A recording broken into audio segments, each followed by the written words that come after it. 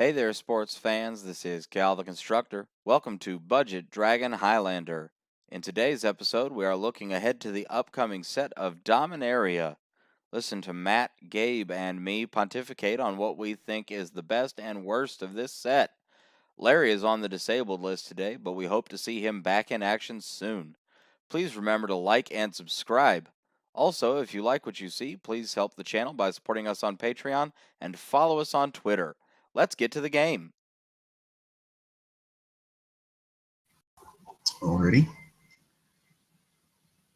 Well, here we are on day 2, and I guess we'll start things off with Shalai, Voice of Plenty. Most of you noticed, we're looking right off, that it is a monocolored card. However, it does have that lovely little feature of the green activated ability in the Oracle text there. So that would be a nice little workaround for anybody wanting to make a green-white deck. And especially for the creature cost, and if you're running any kind of green deck, there's a good chance you'll have some mana ramp in there. So I really like this card, for giving all of your stuff more or less hexproof, and then putting counters on everything. So yeah, go Angels. Yeah, the best part is it's an angel, so it fits into all that deck. The only downside is she herself doesn't have hexproof, but I could definitely see her as a commander in a token or a small creatures deck. The thing that I find the most interesting about this, it reminds me of Sigarda, which was another green-white angel that gave you and humans hexproof. This hits not only all of your creatures, but also your planeswalkers, and I can't think of another card that also gave your planeswalkers hexproof, so that's a really nice feature. And then, as Gabe mentioned, the mana dump of being able to put +1/+1 counters on your team is a pretty solid little bonus. And there are also workarounds to be able to make Shalai indestructible or hexproof or something. I mean, there's a card I've been looking at lately, Dauntless Bodyguard. Select a creature you control. This creature gains indestructible if you sack Dauntless Bodyguard. So, I mean, there are workarounds that can make this card more effective. So next we have Kazarov Sengir Pureblood. Honestly, this card kind of flashes me back to the old Sengir Vampire, but it does, a little bit more. I personally like this card as a pair, especially since you've got the idea of, red mana in there with a black creature. It would go great in that dual color deck, and I'm pretty sure that there are many, many cards that will allow you to complement this wonderfully. So yeah, and then there's also the mana ability Pay For. This deals damage to target creature. I would prefer it deal its own power damage, but that's my own personal tastes. I think this goes great in a vampires list as one of the 99.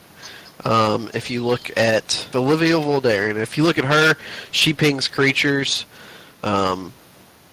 anyways, so you could ping a creature and then he gets a +1/+1 counter. So yeah, I think he's a good 99er, but not a good commander himself. I think this makes cards like Hour of Devastation or anything that says deal 1 damage to each creature. Hour of Devastation, deal 5 damage to each creature your opponents control. All of a sudden, you're putting a ton of counters on Kazarov. I like that it's whenever it deals damage. A lot of times the vampire's ability says whenever a creature dealt damage by this creature dies, it gets the counter. This guy skips that step and just says whenever a creature is dealt damage, put a counter on him. I think this has a lot of potential. It certainly makes those other worse cards now much better. That gives them a new home. I could see trying to put together some kind of a black-red control list with this, but like Matt said, this is much better suited for the 99 of another better Vampires deck. All right, moving along. Next we have Gitu Journey Mage. It's a neat card. I think it could be better. Yeah. Yeah, I don't off the top of my head know how many wizards before this set there are, and if you can pull off an entire tribal deck of wizards without it. Um, if you can, it's probably going to be left out for me because it's only lackluster. Yeah, I think both of this particular pairing of journey mages are just okay. I mean, a 3/2 for 3 is okay, and the ETB trigger is nice. You can toss it in a wizard's deck. This definitely goes in a wizard's brawl deck, though. I can see that being a pretty effective little piece.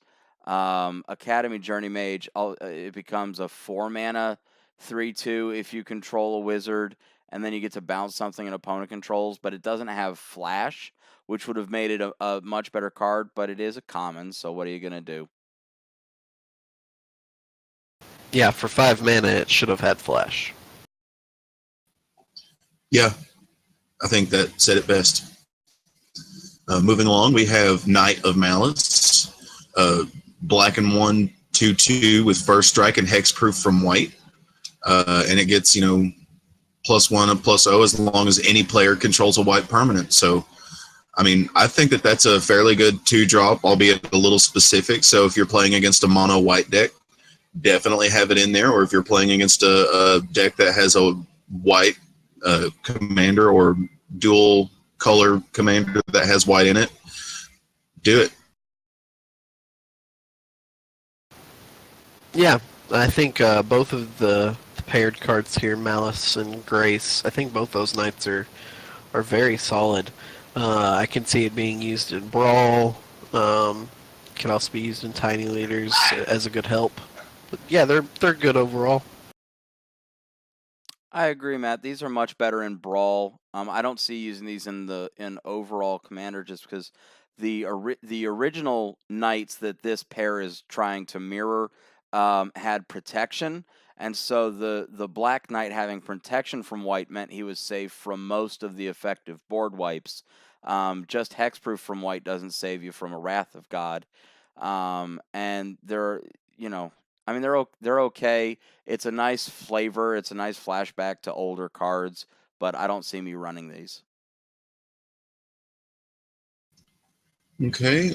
Next along our paired line, we have Gitu Chronicler and Caligo Skinwitch, both coming in as 2-drop 1/3s with our kicker cost of 4 for each. As far as Gitu Chronicler is concerned, that's a little expensive. What was a 2-drop is now going to be a 6-drop, and you're bouncing a sorcery or instant back to your hand. Whereas with Caligo Skinwitch, I think that's a little bit more justified, especially if you can play it early enough that especially against a multiplayer game. I think both of these human wizards are absolute garbage. The kicker cost of 4, making the overall 6. It's just too much for how little it does. Yeah, there's a blue wizard already been printed for a long time that brings an instant or sorcery from graveyard to hand, and it's a 4-drop. So why this is a 6-drop all of a sudden makes no sense to me. The kickers are just too high, like Matt said. Then I'll take back my earlier point. Yeah, these are garbage, since they put it that way. Next, we have our paired instants, which are both 3-drops. Wizard's Lightning and Wizard's Retort. I mean, yeah, this spell would... Well, yeah, they both should go into a Wizard's deck. Yeah, they're all right. Yeah, besides the Wizard's Tribal, I see them being played in Brawl or Tiny Leaders. But overall, I'm not really impressed with these cards. They're only okay. A brief editor's note: I think Wizard's Lightning is probably going to make a pretty big splash in Modern. It fits really well in Storm, which is already running a playset of Barals, which are wizards. It's running a playset of Goblin Electromancers, which are wizards.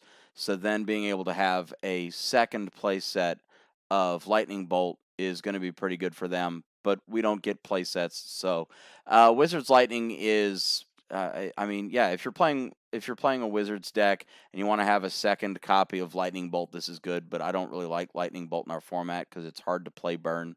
But Wizard's Retort is much better. It's an original counterspell. This fits in a Talrun deck. It fits in pretty much any blue deck because you're likely going to have a wizard out, and if you don't, worst case scenario, it's a cancel. So I see this as a solid playable in any mono blue control.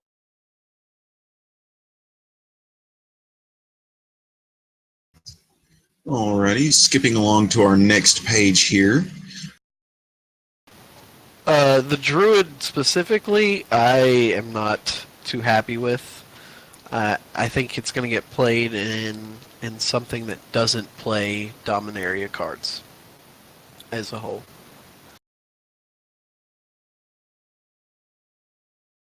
I think something that can be said about this set is that to borrow a parlance, the kicker is just too damn high. I mean, Elfame Druid is a great addition to try to help. It gives you 2 mana for a kicked spell, which is something. But you look down at Fight with Fire, it has a kicker of 6. And so that all of a sudden it's a 9 mana spell and you've got 1 creature giving you 2 mana for that. It's just not enough. I'm looking around. I don't think I see anything on this page that I like. But to go back to Fight with Fire, 9 mana for 10 damage is ridiculous. I don't know who they put in charge of kicker, but you failed. Yeah, honestly, the only one I can really justify is Goblin Barrage. And that's only if you're doing a Goblin's tribal deck. I don't even know if I would pair that with Bloodstone Goblin. I like Goblin Barrage for that particular type of deck, and even then, I don't run that many sorceries in mine. So,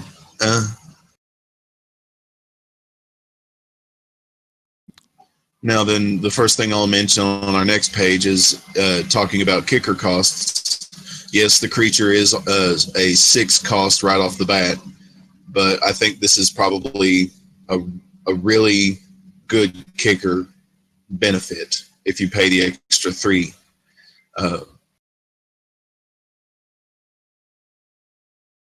I could definitely see him as one of the 99 in a ramp deck, because getting to 9 mana in a mono green deck is not terribly difficult. So, yeah, I could see him. He will have uses himself. This whole page is much better than the other page. Gabe, like you said, Grun the Lonely King. I could see this being run as a commander. You ramp until you can get to 9. You drop him as a 10/10. There's myriad ways to either give him 1 extra +1/+1 counter or have him enter with double +1/+1 counters, and then you start swinging for game when he attacks alone. There's a couple of ways to give him Exalted even. So then you're starting to talk about swinging for game with your commander without having to give him any buff, without having to give him any equipments. He by himself is swinging, and I really like that. But yeah, one thing I'll remark on this page as a whole, it has a couple of better instances of an effective kicker cost versus benefit. Now, I'm not going to say that for every card on here, but, for like Grun the Lonely King, Grow from the Ashes, for those kicker costs, I think the benefit is definitely worth it. Sheevan Fire as well.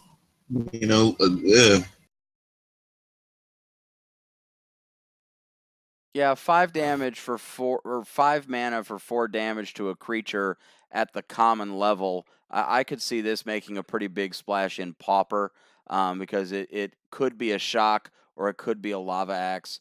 That's pretty good.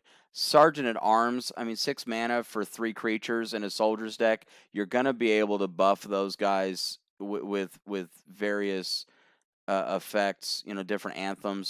So that could be a pretty good card. Grow from the Ashes at 3 mana search for 1 land, 5 mana search for 2. That's not bad. Yeah, I think for me the worst one is Keldon Overseer because that's 7 mana to get a 3/1 and you get 1 creature, but we already have another card that's 7 mana that says grab a creature from each opponent. So I like basically I like the top row. I don't like the bottom row. I would argue that the Josves Lich Knight has uses in a zombie deck. It just coming out as a 4-drop 4/5 with Menace isn't terrible for a zombie, but going ahead and paying 10 and getting 8 zombies, that's way better than you're paying for 13 zombies off of Army of the Damned. So I think it has uses, but I would agree with you, Calvin. The top row is very nice. The bottom row is lackluster at best. Well, moving along to our next page, we also have a set of kicker costs on these cards. And as you'll notice, these cards are a bit more evenly priced, with the exception of, Slim Voda of the Rising Deep. That is an 8-drop card, but, for a 2-drop kicker, if it was kicked, return all creatures to their owner's hands except for those types as you see. I like that kicker cost, and if you're already at that mana level to cast him, you may as well hold out for that kicker, in my opinion. I think all of these have a bit more cost-effective benefit, especially for the creature's cost itself, or the spell's cost, rather.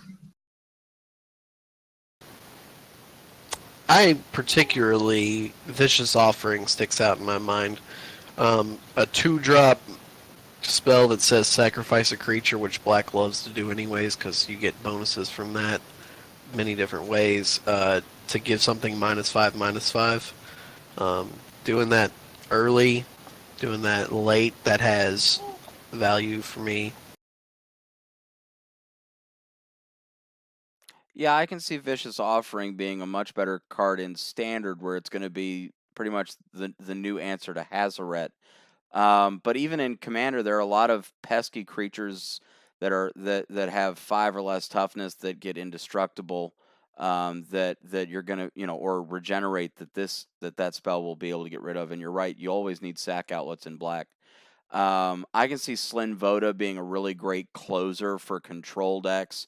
It's pretty easy to build a list that has Merfolks, Krakens, Leviathans, Octopi, and Serpents in it exclusively. So then late game, you drop this guy, you keep your board, nobody else does, and you just start swinging to finish it out. The Territorial Allosaurus looks like it's a nice little bit of removal. 4 mana 5/5 is always good. There's plenty of good stuff in dinosaurs right now to make that creature type relevant. 7 mana, destroy target creature with toughness 5 or less is always good. And even that Untamed Kavu there on the bottom sort of hides in the rest of this. But, I mean, that's a 5 mana 5/5 Vigilance Trample, which is pretty solid. The only thing I don't like is Varric's Bladewing at Mythic. How is that a Mythic rare? 7 mana, you get 2 4/4s. Broodmate Dragon was a regular rare. That was 6 mana for 2 4/4s. I think that's a fail. I would agree on that. I don't understand why it's a legendary creature in itself, because he's never going to be used as a commander. And I'll just make special mention for Wild Onslaught. I know that there are other cards for 8 mana, that will do better. But if you don't have enough putting +1/+1 counters on your stuff, why not one more? And especially in Standard, you're right, that'll be a good card for Brawl. Well, moving along to our next page, we started off here with Jehoira. I'm going to leave the pronunciation to you guys. That's just how I'm doing it. Weatherlight Captain. For a 5-drop 3/3, and whenever you cast a historic spell, draw a card. I like that. For a legendary creature, I don't know if I would use her as a commander. I might put her in the 99. Uh, I think that there are better red-blue start-offs for draw mechanics. I personally think you're correct, Gabe. She'll see play, but I don't see her ever as a commander herself. Now, as historic spells become more useful, or I'm sorry, not more useful, let me rephrase myself, as they become more relevant and they print more of them with later sets, I can see her becoming more useful, especially if you start running a historic heavy deck. This seems like an auto include in any is it artifacts list or even maybe a Brea list, because you're going to be playing a lot of artifacts. You're going to be playing several legendaries, and draw power is always good. I can see it getting a lot of play, but I will third the motion. I don't think this is a commander in its own right. There aren't enough sagas to make that the best is it commander ever.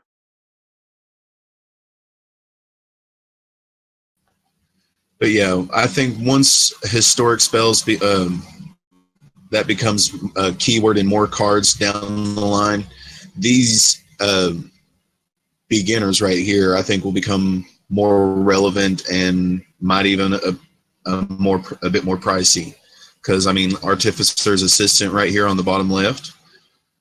There are quite a few historic cards introduced here as it is, and there's only going to be more. So there's scrying. There's each historic spell costs one less with this Jehoira's Familiar. So there's plenty of potential. I'm just waiting for there to be more of it down the line. The two that stand out to me are, in fact, the Artificer's Assistant and also Jehoira's Familiar. Making all of your artifacts cost less is going to have a lot of impact on decks. I might even toss Joyer's Familiar in my Dragons deck because it makes all my legendary creatures cost one less also. Correct. And as the two of you guys also spotted, Artificer's Assistant coming in on turn 1 and then being able to say scry 1 anytime you cast an artifact, that's just really good. I like Daring Archaeologist, being able to bring an artifact from graveyard back to hand is a really nice ability. 4 mana is a little bit high, but then when you're casting future historics, he gets the buff. So it sort of balances itself out. So yeah, I think it's an okay keyword. There are enough artifacts and legendaries already in print to make it better than some other new keywords that they've tried out, but I don't see this making a huge splash.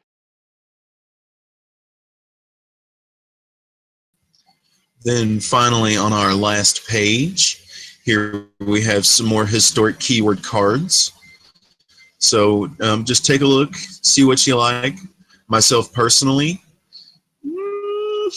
Mishra's Self-Replicator does have some interesting potential if you have a deck based on how many artifacts you may control or anything of that nature. I think there is something there.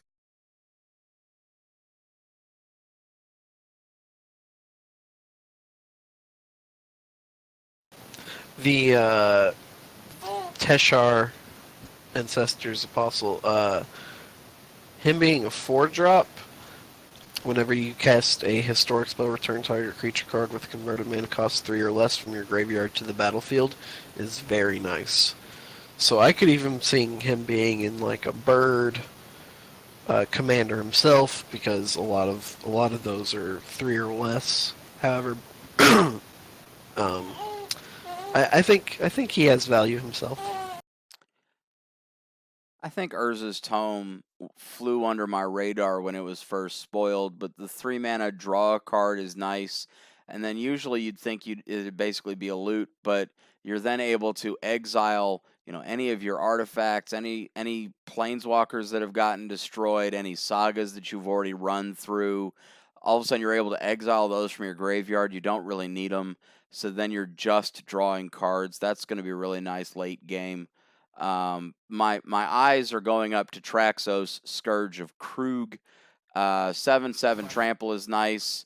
There has to be a combo for this. I don't play enough artifacts to know it. But I can see this. I mean, for 4 mana, you can get this out on turn 2 if you play a Soul Ring. There has to be a way to break that. I kind of like the idea of Sentinel of the Pearl Trident, especially if I would probably use that in a bit more of a not straight mono blue, but I might do it in combination with like a green blue or a red blue deck, especially considering there are a lot of interesting permanents you want to keep on the battlefield, like for instance, if somebody pings it or something. Well, there you have it, sports fans. Another one in the books. Be sure to like, subscribe, hit us up on Patreon and Twitter, and come back next week for the next episode of Budget Dragon Highlander.